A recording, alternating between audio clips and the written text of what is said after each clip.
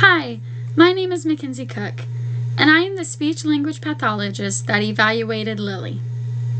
The reason we are here today is to talk about Lily's results from the assessments and what they mean in terms of deficits, so we can create a plan for going forward. The referral was from Lily's mother, Mrs. Blossoms, who reported concerns with reading, listening comprehension, and word retrieval, which is hurting her academics. Her mother says that she is not a good reader, while she also becomes non-compliant when attempting to do her homework assignments.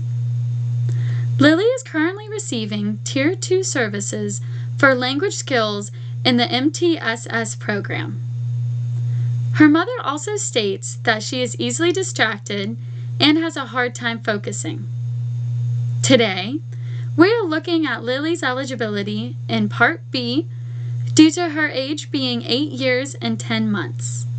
She automatically is non-eligible for Part C due to having to be the age of 3 or younger, whereas Part B is for the children that are ages 3 to 21. To qualify for Part B, there are 2 different ways, such as an established educational impact, which is when her assessment scores are outside of the average range, or at least 1 standard deviation below the mean. The other way for Lily to qualify for Part B would be for her to fit into one of the 14 categories that are stated by the Individual Disability Educational Improvement Act or IDEA, which states that an individual must be diagnosed with any of the following: autism, developmental delay, deaf, emotional disturbance, blind, multiple disabilities, hearing impairment, intellectual disability, orthopedic impairment, other health impairments, speech and/or language impairments, specific learning disabilities, a traumatic brain injury, or any visual impairments. Now, we will talk about the assessments. There were 5 assessments that were administered to Lily. First, we will talk about the 3 norm reference tests. For these 3, we will be looking at the bell curve to show you where Lily is placed on the curve. The average mean is 100, and each standard deviation is 15. Therefore, 1 standard deviation is 85. To start, we administered the SELF-5, which the full name is the Clinical Evaluation of Language Fundamentals, and it's a 5th edition. This assessment evaluated a child's core language, expressive and receptive language, language content, and language structure. The results from this show that her core language score is 69, which is shown to be 1 standard deviation below the mean. Next, we have her receptive language score, which is 67. This is also 1 standard deviation below the mean. The expressive language score is 69 and is 1 standard deviation below the mean. Her language content score is 72, where she is shown to be 1 standard deviation below the mean. And finally, her language structure score is 72, which is shown to be 1 standard deviation below the mean. As you can see from the bell curve, all of the sections were 1 standard deviation below the mean. Therefore, it is indicating that Lily has a language disorder. While this assessment also showed she has an issue with following directions, sentence word structures, and concepts. The second norm reference test used was the CTOP-2, which the full name is the Comprehension Test of Phonological Processing 2nd edition. This test evaluates her phonological processing. When looking at the results for her phonological awareness, she scored a 91, which is at the mean. Her phonological memory score is at 88, and her alternative phonological awareness is 103. Therefore, all of these areas were in the average range. But her naming score is 76, which is shown to be below the mean, and her alternate rapid naming score is 45, which is also 1 standard deviation below the mean. Therefore, she shows a severe deficit in these 2 areas. She also shows issues with recalling numbers, non-words, naming numbers, colors, letters, and objects, along with reversing sounds to make words, while her strengths were breaking words apart by sounds.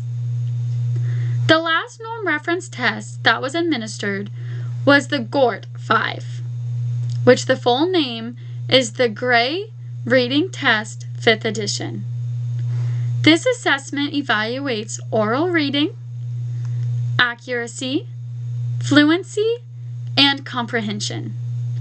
When looking at the bell curve, this time we will be using the mean at 10. And the standard deviation is by 3.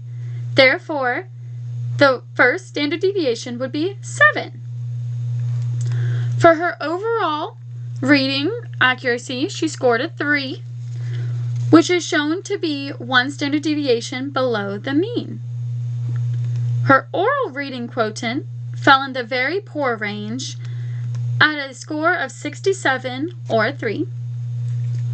Although looking at her comprehension, the score is at 7, and she was able to understand some of what she was reading out loud, but not everything.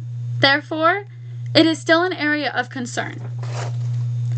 After completing the 3 norm reference assessments, she was administered the 2 informal assessments, which are the expressive narrative task and the classroom observation.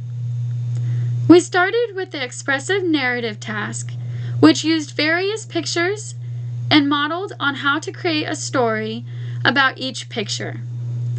She was asked to create a story with a beginning, middle, and end.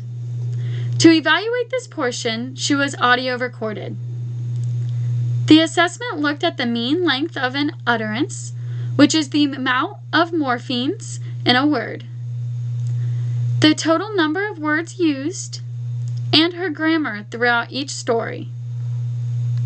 When looking at her mean length of utterances, she was at 5.75. When looking at her total number of words, there was a total of 153 words. Looking at each story, there were issues with grammar, sometimes not giving descriptions, such as on one character she would describe and then the next she would not. She lacked mentioning settings. Overall, she lacked grammar and cohesion, but she used appropriate prosody and annotation. During the classroom observation, she was put into small groups to do activities on reading and language arts. Her teacher reported that Lily had issues that impacted her reading comprehension negatively by struggling when she read out loud because of decoding. This is showing that her reading skills are below age level. She had to restart reading multiple times in the story, and when frustrated, she showed her to refuse to participate by putting her head down. When asked questions following the stories, her answers were incorrect or lacked grammar. Once small groups were finished, she began to get distracted and not following given directions. In summary, her weaknesses showed to be speed, reading, and various changes of sounds and words.